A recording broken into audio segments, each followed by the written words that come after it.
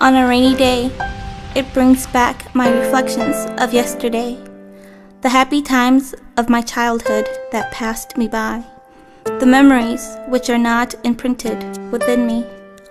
I am trapped inside this room, but when it rains, it releases all of the memories I should have had, and I fall to pieces.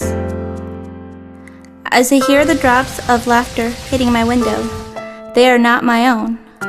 I am reminded that I am alone. My emptiness is filled with tears, and everything becomes unclear.